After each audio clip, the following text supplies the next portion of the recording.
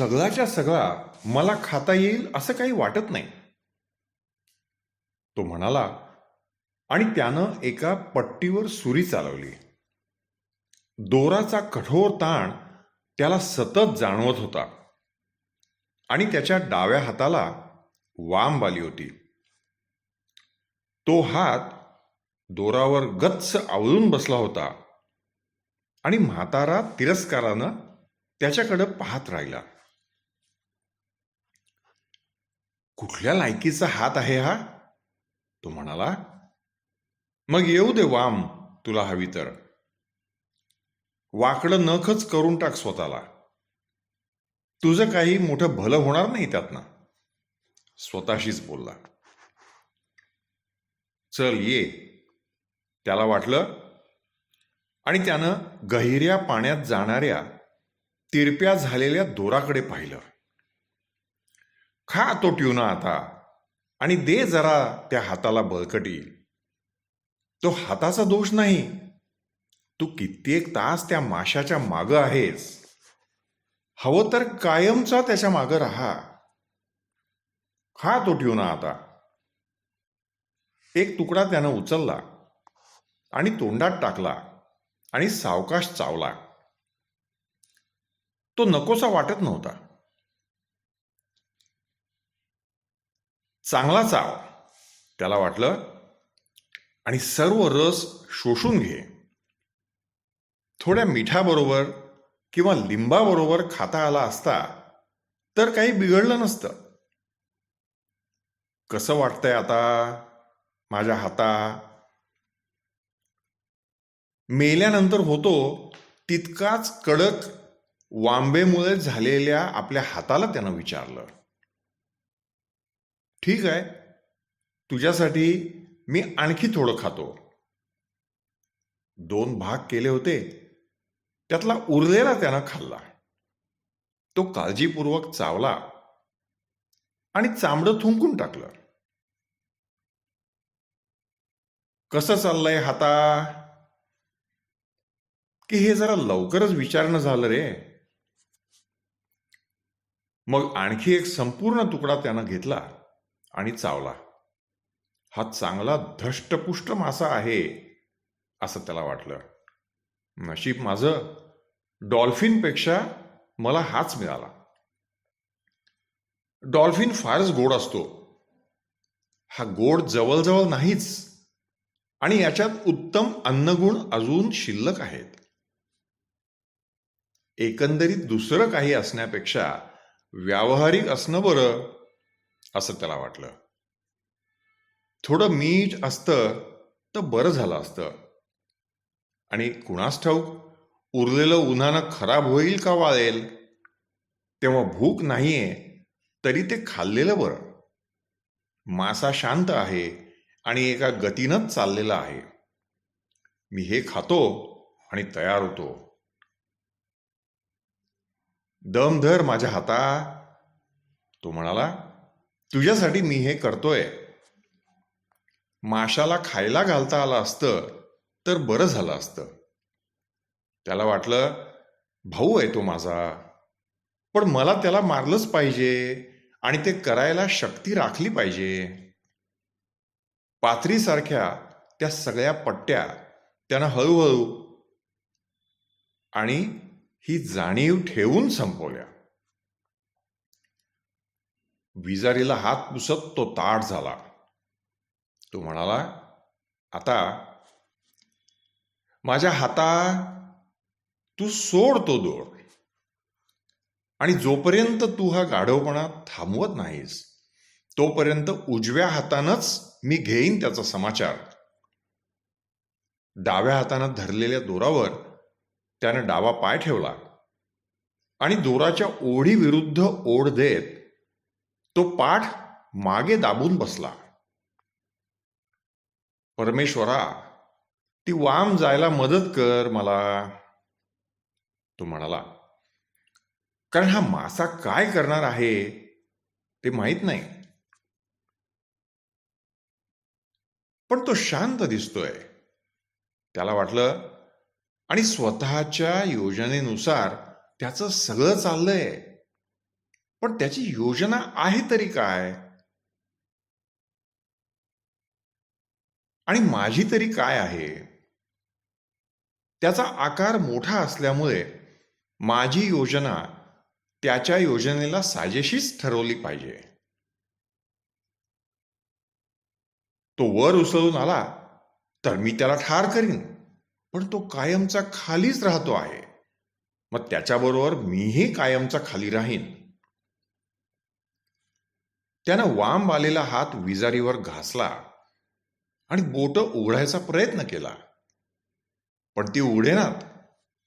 कदाचित उन्हात उघडतील असं त्याला वाटलं. कदाचित तो तगडा कच्चा ट्युना पचल्यावर उघडतील. माझ्यापुढे तेच वाढून ठेवलं असेल तर ठीक आहे. त्या बोटांना मी जबरदस्तीनेही उघडीन. होऊ दे काय व्हायचं असेल ते. पण आत्ता मला जबरदस्ती करायची नाहीये. ती आपोआपच उघडू देत आणि हाताला हवं तेव्हा पूर्वीसारखं होऊ दे. शेवटी मी त्याला रात्री फार छळलंय. ते निरनिराळे दोर सोडवायला आणि बांधायला हवेच होते तेव्हा. त्यानं दर्यावर इकडून तिकडे नजर फिरवली आणि आपण आता किती एकटे आहोत ते त्याला जाणवलं. पण खोल काळोख्या पाण्यातले लोलक आणि पुढे ताणला गेलेला दोर आणि पाण्याच्या एरवी निवांत पृष्ठभागावरचे अजब हेलकावे त्याला दिसत होते. व्यापारी वाऱ्याचे ढग आता जमा होत होते आणि त्यानं समोर दृष्टी टाकली आणि त्याला दिसला रानबदकांचा जथा पाण्यावरच्या आकाशात नक्षी कोरताना, मग पुसून टाकताना, मग पुन्हा कोरताना. आणि त्याला समजलं, दर्यावर कुणीही मनुष्य कधीही एकटा नसतो. त्याला आठवलं कसे छोट्या बोटीत असताना जमीन दिसेनाशी झाली की काही लोक घाबरायचे आणि त्याला ठाऊक होतं की एकाएकी हवा बिघडणाऱ्या महिन्यांमध्ये त्यांचं बरोबरही होतं. पण आता ते वादळांच्या महिन्यात होते आणि वादळ नसतं त्यावेळी वर्षातलं सगळ्यात उत्तम हवामान वादळांच्या महिन्यातच असतं. दर्यावर असताना वादळ होणार असलं तर नेहमीच त्याच्या खुणा तुम्हाला कित्येक दिवस अगोदर आकाशात दिसतात. जमिनीवरच्या लोकांना त्या दिसत नाहीत, कारण काय पाहायचं ते त्यांना माहीतच नसतं असं त्याला वाटलं. शिवाय ढगांच्या आकारातही जमिनीवर फरक होत असला पाहिजे. पण आत्ता आपल्याकडे वादळ येत नाहीये.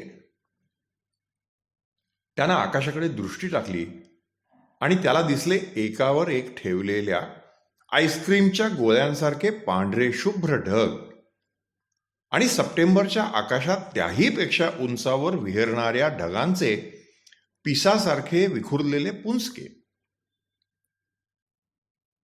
तो म्हणाला, आणि हलकीशी झुळूकही. माझ्या माशा, तुझ्यापेक्षा माझ्यासाठी हवामान चांगलं आहे.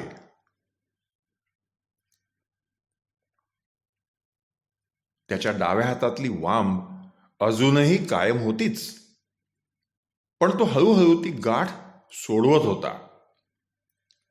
तिरस्कार वाटतो मला या वांबेचा. ती आपल्या शरीरानंच आपल्याशी चालवलेली दगाबाजी आहे. अन्नातून झालेल्या विषबाधेनं अतिसार झाला किंवा उलट्या व्हायला लागल्या की इतरांसमोर लाजल्यासारखं होतं. पण वांबेची मात्र आपल्यालाच लाज वाटते, विशेषतः आपण अगदी एकटे असतो तेव्हा. मुलगा इथे असता तर त्यानं हा हात मला चोळून दिला असता किंवा कोपरापासून सैल पाडला असता असं त्याला वाटलं. ठीक आहे, पण होईल तो सैल.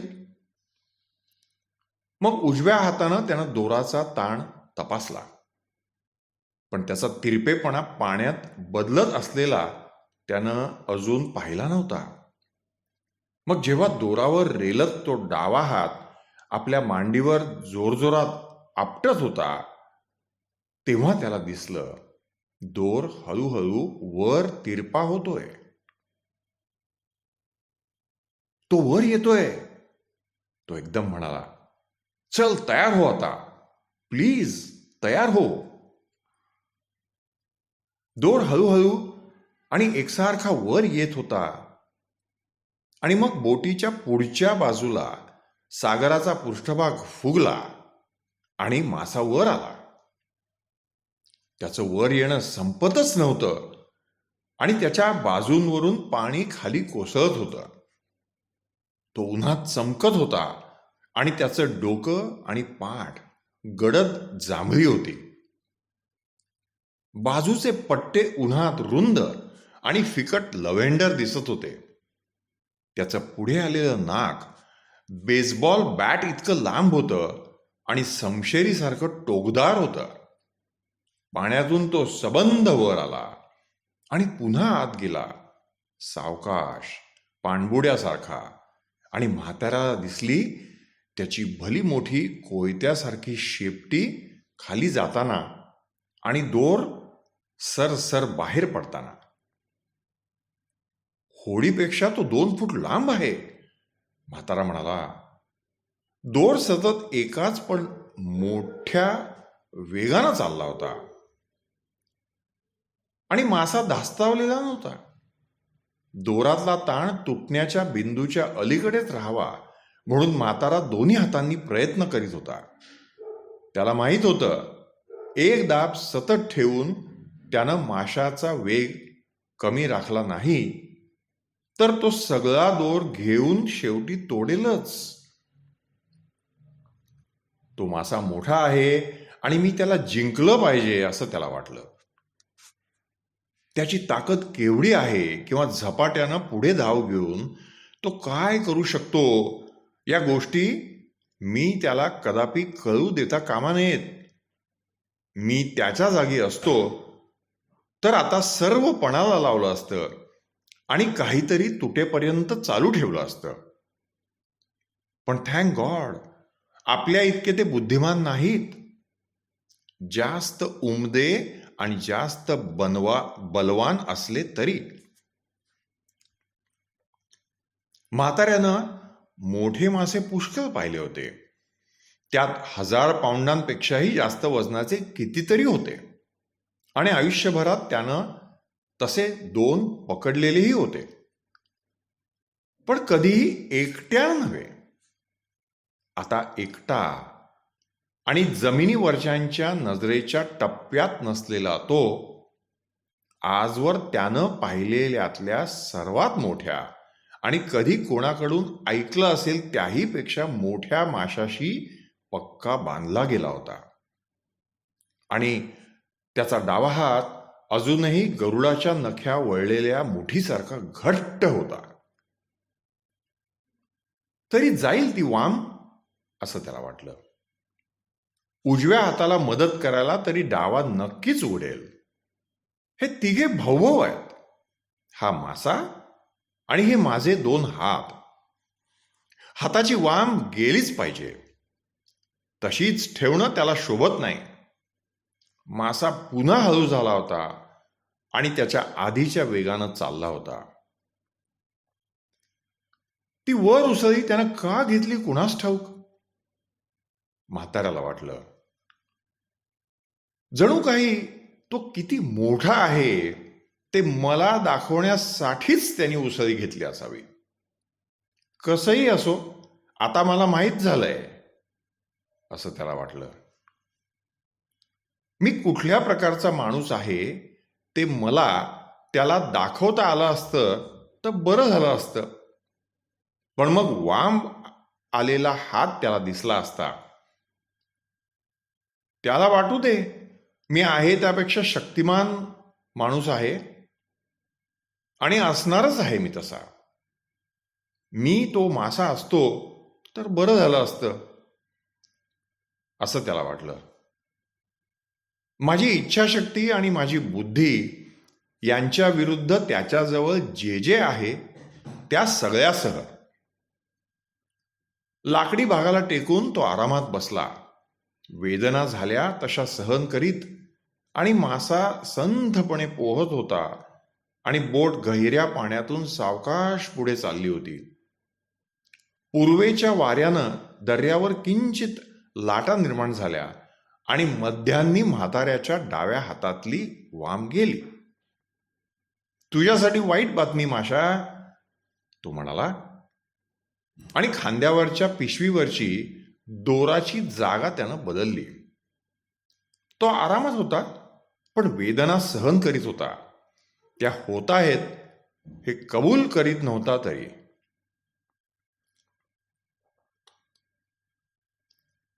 मी धार्मिक नाही, पण हा मासा मी पकडावा यासाठी मी 10 आवर फादर्स आणि 10 हेल मेरीज म्हणेन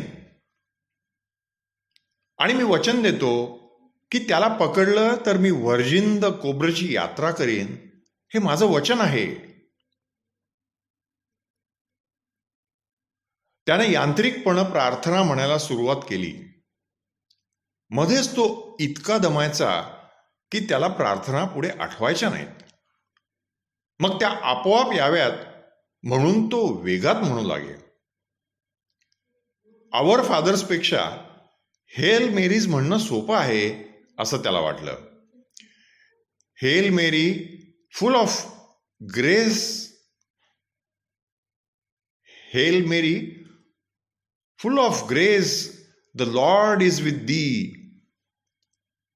Blessed art thou among women, and blessed is the fruit of thy womb, Jesus.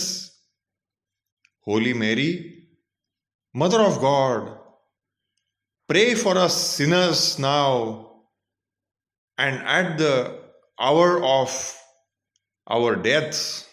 Amen. मग त्यानं जोड दिली, blessed virgin, pray for the death of this fish, wonderful though he is. प्रार्थना करून झाली.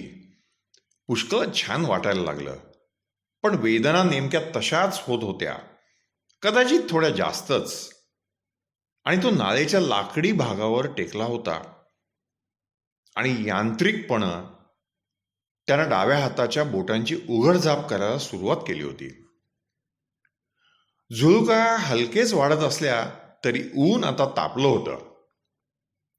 मला वाटतं तो छोटा दोर पुन्हा गळ लावून सोडावा असं त्याला वाटलं. माशानं आणखी एक रात्र तसंच राहायचं ठरवलं तर मला पुन्हा काहीतरी खावंच लागेल आणि बाटलीतलं पाणीही खाली गेलं आहे. डॉल्फिन खेरीज इथं काही मिळेल असं वाटत नाही, पण शक्यतो ताजा खाल्ला तर तो काही वाईट नाही.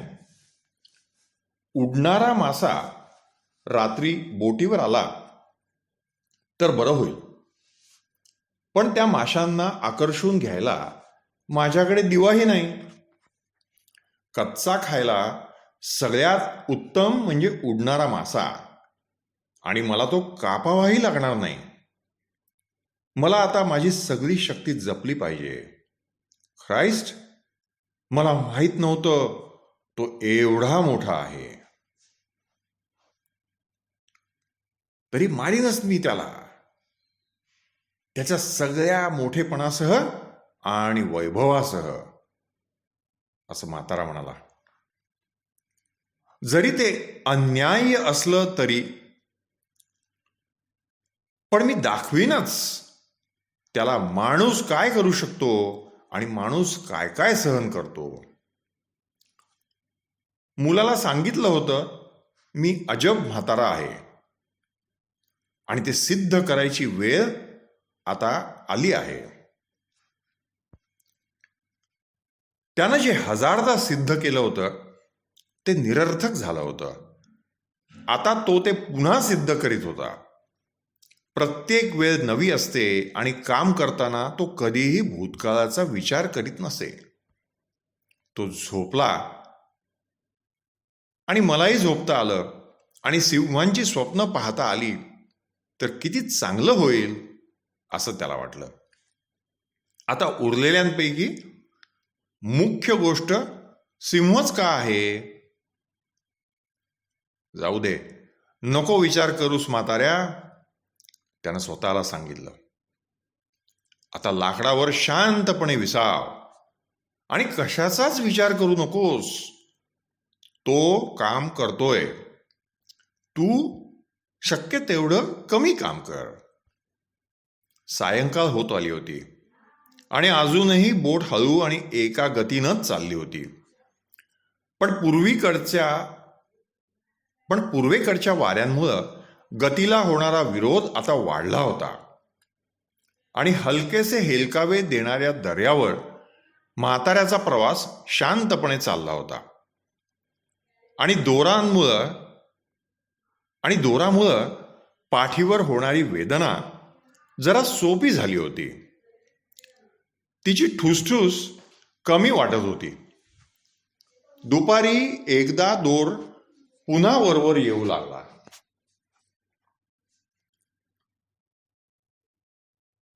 पण माशानं आपलं पोहणं पाण्यात जरा वरच्या पातळीवर चालू ठेवलं होतं इतकंच. ऊन म्हाताऱ्याच्या डाव्या हातावर आणि खांद्यावर आणि पाठीवर आलं होतं. त्यावरून म्हाताऱ्याला कळलं की मासा ईशान्येकडे वळला आहे. आता माशाला एकदा पाहिलेलं असल्यामुळे म्हाताऱ्याच्या डोळ्यांपुढे चित्र उभं राहिलं. त्याचं पाण्यात पोहतानाचं छातीवरचे जांभळे पर पंखासारखे पसरलेले आणि मोठी आणि ताठ शेपटी काळोख कापीत चाललेली. इतक्या खोलीवर त्याला दिसतं किती हा प्रश्नच आहे असं त्याला वाटलं. त्याचे डोळे तसे खूप मोठे आहेत आणि त्यापेक्षा कितीतरी लहान डोळ्यांच्या घोड्याला काळोखात दिसू शकतं. अगदी गुडुप्प अंधारात नव्हे, पण साधारण मांजराला दिसतं तशा अंधारात. उन्हामुळं आणि बोटं तो सारखी हलवत होता त्यामुळं डाव्या हातातली वांब आता पूर्ण गेली होती आणि त्यानं अधिकाधिक ताण त्या हातावर सोपवायला सुरुवात केली आणि दोरानं पाठीला होत असलेल्या वेदनेची जागा जरा बदलावी म्हणून तिथले स्नायू घुसळले. मग तो मोठ्यानं म्हणाला, तू थकला नसलास माशा तर तू भलताच अजब प्राणी असला पाहिजेस. त्याला स्वतःला आता फार थकलेलं जाणवत होतं आणि लवकरच रात्र होणार हे दिसत होतं आणि इतर गोष्टींचाच विचार करण्याचा प्रयत्न त्यांनी सुरू केला. बिग लीग्सचा विचार केला. त्याच्या दृष्टीनं ते श्रेष्ठ होते आणि त्याला माहीत होतं Yankees of New York and Tigers of Detroit यांच्यात स्पर्धा चालू होती. आता दुसरा दिवस आहे आणि मला निकाल माहिती नाही असं त्याला वाटलं. पण माझ्यावर विश्वास आहे आणि टाचेचं वाढलेलं हाड टोचून दुखत असतानाही सर्व गोष्टी बिनचूक करणाऱ्या ग्रेट डिमॅजिओच्या तोलाचा मी राहिलो पाहिजे. हाड वाढून टोचतं म्हणजे नेमकं काय होतं असं त्यानं स्वतःला विचारलं. टाचेमध्ये ती टोचणी अगदी लढाऊ कोंबड्यानं टोचल्यासारखी दुखत असेल का? मला नाही वाटत मी सहन करू शकेन ते. किंवा एक डोळा किंवा दोन्ही डोळे जाणं आणि कोंबड्यांच्या झुंजीसारखं लढत राहणं. मोठाले पक्षी आणि पशु यांच्या पुढं माणूस काहीच नाही. सध्या मला दर्याच्या काळोखातला तो खालचा पशु होणं जास्त आवडेल. मग तो मोठ्यानं म्हणाला, शार्क्स आले नाहीत तर? शार्क्स आले तर परमेश्वरच त्याच्यावर आणि माझ्यावर दया करो. तुझी खात्री आहे का मी या माशाबरोबर राहणार आहे? तितका वेळ ग्रेट डिमॅजिओ राहील? माझी खात्री आहे तो राहील, आणि त्याहीपेक्षा जास्त वेळ राहील, कारण तो तरुण आणि ताकदवान आहे. शिवाय त्याचा बाप मच्छीमार होता, पण टाचेत वाढलेलं हाड त्याला फार छळेल का? मग तो मोठ्यानं म्हणाला, मला माहीत नाही. माझ्या टाचेतलं हाड कधीच वाढलं नव्हतं. सूर्य मावळला तसा आत्मविश्वास वाढवण्यासाठी तो आठवत राहिला एक प्रसंग. तेव्हा कॅसाब्लांकामध्ये गोदीवरच्या सर्वात ताकदवान सिएनफ्युगसच्या बड्या निग्रोशी त्याची शक्तीची स्पर्धा झाली होती. कोपरट टेबलावर खडूनं मारलेल्या रेघेवर आणि पुढचे हात सरळ वर आणि पंजे एकमेकात घट्ट गुंफलेले असे ते एक दिवस आणि एक रात्र होते. प्रत्येक जण प्रतिस्पर्ध्याचा हात खाली दाबण्याचा प्रयत्न करीत होता. स्पर्धेवर जुगाराच्या बोली लावणं खूप चाललं होतं, आणि माणसं रॉकेलच्या दिव्याच्या प्रकाशात खोलीच्या आतबाहेर करत होती, आणि ती निग्रोच्या पंजाकडे आणि हाताकडे आणि चेहऱ्याकडे पाहत होती. पंचांना झोपता यावं म्हणून पहिल्या 8 तासानंतर दर 4 तासांनी पंच बदलत होते.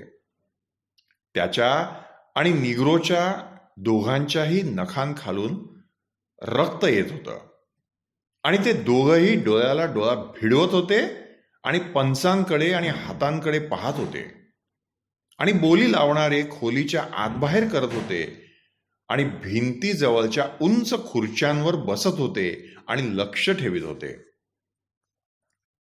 लाकडी भिंतींना गर्द निळा रंग दिलेला होता, आणि दिव्याच्या प्रकाशात दोघांच्या सावल्या भिंतीवर पडत होत्या.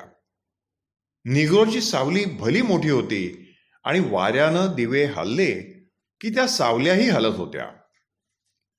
रात्रभर पारडं एकदा इकडं तर एकदा तिकडं झुकत होतं, आणि त्यांनी निग्रोला रम पाजली आणि सिगरेटी पेटवून दिल्या. रम प्याल्यावर निग्रो जबरदस्त प्रयत्न करी, आणि एकदा त्यानं म्हाताऱ्याला, तो त्यावेळी म्हातारा नव्हता तर सांतियागो अल काम्पियो होता, जवळजवळ 3 इंच खाली लोटलं होतं.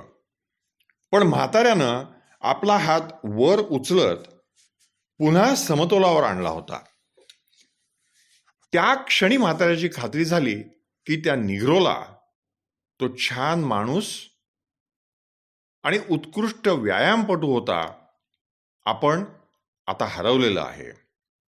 आणि दिवस उजाडल्यावर जेव्हा बोली लावणारे म्हणायला लागले की आता बरोबरी जाहीर करा, आणि पंचही मान तुकवायला लागले, तेव्हा त्यानं आपला सगळा प्रयास कामाला लावला होता, आणि निग्रोचा हात दाबत दाबत खाली नेऊन टेबलाला टेकवला होता. स्पर्धा रविवारी सकाळी सुरू झाली आणि सोमवारी सकाळी संपली. बोली लावणाऱ्या कित्येकांनी बरोबरी जाहीर करण्याची मागणी केली होती, कारण त्यांना साखरेची पोती चढवायला गोदीत जायचं होतं किंवा हॅवाना कोल कंपनीत कामावर जायचं होतं. एरवी प्रत्येकाला स्पर्धा शेवटपर्यंत नेण्याची इच्छा होती, पण तशीही त्यानं कोणी कामावर जायच्या आधीच ती संपवली होती. त्यानंतर कितीतरी काळ प्रत्येक जण त्याला द चॅम्पियन म्हणे. परतीची स्पर्धा वसंत ऋतूत झाली, पण फारसे पैसे लावलेले नव्हते, आणि त्यानं ती सहज जिंकली, कारण पहिल्या स्पर्धेत सिएनफ्युगोसच्या निग्रोचा आत्मविश्वास ढळलेला होता. त्यानंतर तो आणखी काही स्पर्धा खेळला, आणि मग काही नाही. त्यानं ठरवलं की त्यानं मनात आणलं तर तो कुणालाही हरवू शकतो, आणि मासेमारीच्या दृष्टीनं उजव्या हाताला ती स्पर्धा ठीक नाही. काही स्पर्धांमध्ये त्यानं डाव्या हातानं सराव केला, पण त्याचा डावा हात नेहमीचाच दगाबाज होता आणि सांगावं ते करायला तयार नसे आणि त्याच्यावर त्याचा भरवसा नव्हता. उन्हानं तो हात आता छानपैकी भाजून निघेल असं त्याला वाटलं आणि रात्री फार थंडी पडली नाही तर तो माझ्यावर पुन्हा वांबेचा प्रयोग न करो. आजची रात्र काय घेऊन येणार आहे कुणास ठाऊक.